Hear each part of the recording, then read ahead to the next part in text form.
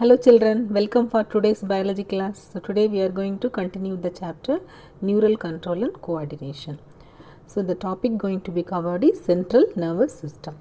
The central nervous system is made up of brain and spinal cord. Spinal cord is the continuation of the brain. So brain and spinal cord are surrounded by membranes called meninges. There are three layers of meninges. So they are dura mater and middle arachnoid and pia mater.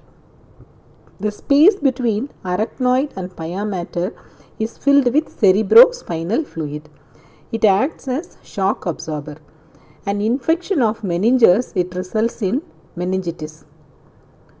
Brain is the part of central nervous system. It is present in head and protected by skull.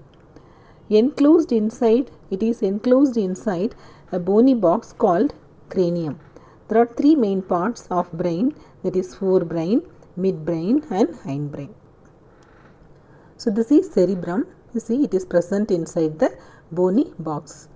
So here different regions are there given for, this is speech area and this is hearing area, the sensation and touch area. Okay, like that, the different areas are there. It is determining various actions of us. Forebrain, it consists of cerebrum, thalamus and hypothalamus.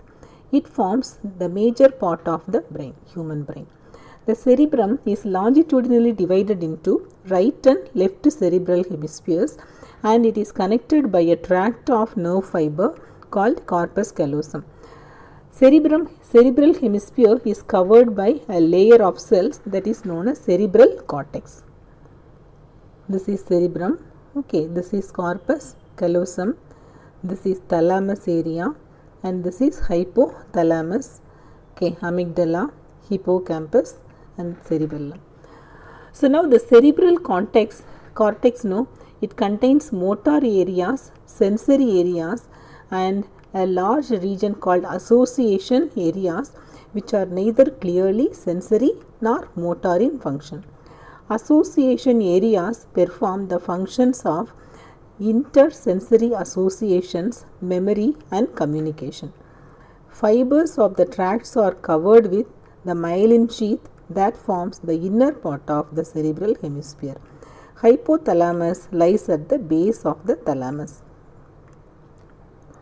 These are different lobes, frontal lobe of brain, and this is parietal lobe, temporal lobe, occipital lobe, olfactory bulb, okay, and spinal cord, cerebellum. Okay, these are different lobes of cerebrum. So the hypothalamus, it contains a number of centers which control body temperature, urge for eating and drinking. It also secretes hypothalamic hormones. Midbrain, so it is located between thalamus and hypothalamus of the forebrain and pons of the hindbrain. Cerebral aqueduct, canal-like structure, passes through the midbrain. Four round swellings, that is lobes, are present at the dorsal part of the midbrain. It is called as corpora quadrigemina. It controls reflex movement of head, neck, trunk in response to visual, auditory stimuli, reflex movement of eye muscles, change in pupil size and shape of eyelids. So now let us study regarding hindbrain. It consists of pons, cerebellum and medulla. The medulla of brain is connected to spinal cord. It controls blood pressure, salivation, vomiting, sneezing, breathing. Okay, so these are controlled by the medulla of hindbrain. So here you see, here this is cerebral hemisphere, thalamus, then hypothalamus, pituitary gland, pons, medulla.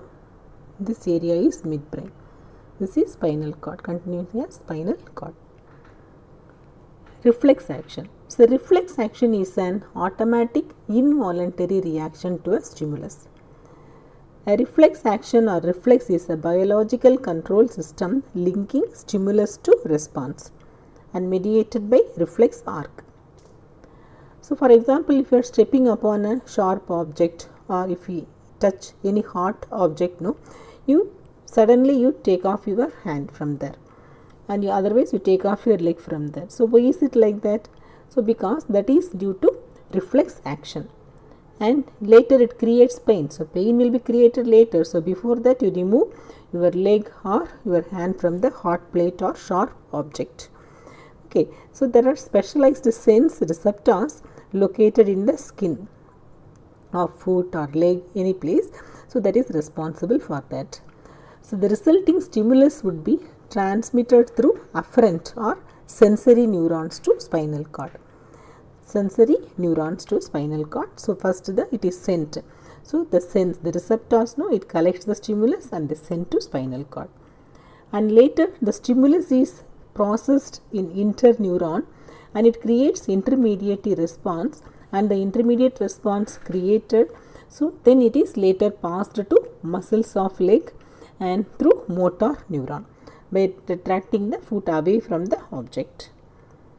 So, this is no reflex action receptor and sensory neuron. This is no association neurons, motor neuron, and it goes to effector. So, for example, visual stimulus, it can stimulate, and accordingly you will be getting order to the muscles also. This is the reflex arc. In diagrammatic form it has been shown. So, from the receptor it goes sensory, spine reaches here, and interneuron, and through motor it reaches the muscle. So, conditioned reflex. A conditioned reflex involves the modification of reflex action in response to experiencing by learning. By learning, if we get reflex action, that you call that as conditioned reflex. Okay. So, here for example, a dog, it may salivate. So, when it sees its owner, no, remove a tin opener, because the dog knows. So, when he takes out the tin opener, he is going to open the food and he is going to provide food for him. Simply by seeing, so he may salivate, the dog may salivate. So, that is the conditioned reflex action, that is learned by means of learning. Okay children, so today we are concluding up to this. We will meet in the next class.